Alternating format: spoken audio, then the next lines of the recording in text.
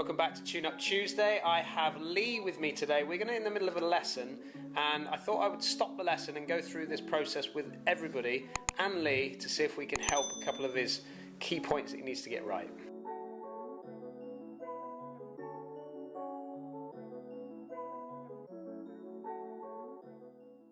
Right, Lee, what is the problem? What are we doing? At the moment, I'm catching the ball on the way up. Yeah, so angle of attack a little bit up. A little bit up, and I'm tending to hit the ball a little bit heavy and before the ball. Catching the ground a little bit before. This mat will catch you out.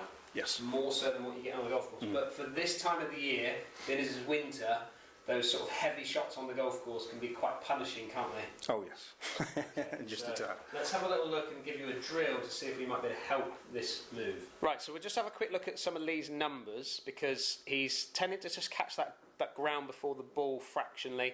He's tending to sweep the ball, so his spin numbers are a little bit low because he's adding lots of loft onto the club, sweeping the ball and then hitting obviously up on it as well. So we need to try and get his angle of attack down. Let's just show you the numbers. So these are the numbers that Lee's been getting. You can see here angle of attack on an average pretty much around 0. So he's very flat as he comes in, he's sweeping that ball off the surface, and we want to try and see if we can increase that angle of attack with an iron. Especially I want him hitting more down on the ball. Lee's path is pretty good. He's around neutral on his path. His club face is a little bit closed, but that's just him reacting to what's going on here.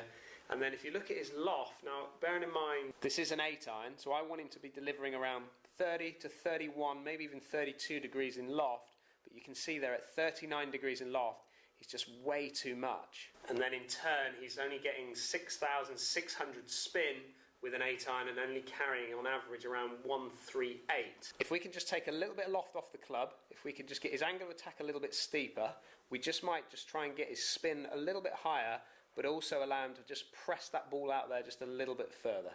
I've got a little drill that I want Lee to do now.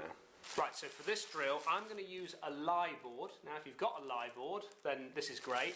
If not, a towel will do just as good a job. So when you're coming into impact, Lee, you're tending to get this club handle to feel like it's more like this. This is where you're kind of at. So you're kind of almost sweeping up on the ball. You're letting that kind of club head catch up as you come through. So you can see there with Lee that as he's coming into impact, this is the kind of position that he's getting himself into. His handle's further back of the head, and I want to feel like he's pressing it forward there into that position. He's going to try and take some loft off the club. So I've set this lie board up, and it's about 4.5 to 5 inches away from the lie board is where I've set the ball up on here. So I'm going to put it about 5 inches away. And we're going to get Lee to hit some shots like this and just see if he can start to miss the lie board as he starts to come into impact. Just clipped it, didn't you? Yep. Just clipped it there. Try that again, Lee. Let's try and see if we can just miss that lie board as you come in. Oh, again, just clipping that lie board just slightly. Makes a bang, doesn't it? Horrible noise. Just missed that one, didn't you? Yep. So, in those 3 strikes that you hit then, did you feel like you were going to catch the ground at any point there? No. So there was it was like ball-turf sort of interaction there, wasn't it? Completely different noise, completely different sound. So 2 things that I'm trying to get right here for Lee moving forward with his game. I'm trying to get his angle of attack steeper down on the ball. So you can see here on an average, he was 0.1 degrees angle of attack down with an 8 iron.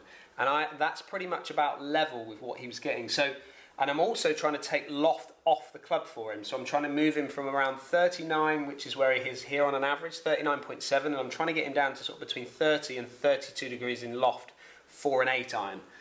Now, when he does this drill, you can see that his average now has come from basically level into the ball to now 2 degrees down on the golf ball as he comes into impact. And look at the loft difference. Now he's got it at 32.6. So you can see there that he's squeezing that golf ball down as he comes into the shot. Still catching or clipping the board, but it's just starting to move him in the right direction. The other part of this is the fact that he's delivering with an 8 iron. He's carrying it 138 on an average with his normal golf swing. That was him sort of sweeping into the ball and you can see from his ball speed point of view, he was at 104.1 coming into it. So he was losing a little bit of ball speed because of the fact that he was just catching the ground a bit before the ball. He's now picked his ball speed up to an average of 110 because he's now getting a better contact, and he's actually carrying the ball 149 with an 8-iron. So he's picked up an average of 11 yards by just improving on this. So if you're a player that is struggling to catch the ground a little bit before the ball, or even getting your sort of angle of attack being a little bit more positive or hitting up on the golf ball, then just give this a go. You don't need a lie board, you can use your golf towel and put it about 5 inches, 4 inches behind the ball, and make sure you try and feel like you're squeezing down on the ball. Just make sure you're missing that towel or that lie board as you come into impact. Let me know, are you a player that struggles with this? Is it something you've worked on with your coach? I'd like to hear your comments down below. And don't forget, if you haven't subscribed yet, make sure you push that subscribe button, give us a thumbs up if you like what you're seeing, and ring that bell as well. You'll get all the notifications coming your way when a video comes out next. Thank you very much for watching. I'll see you again soon.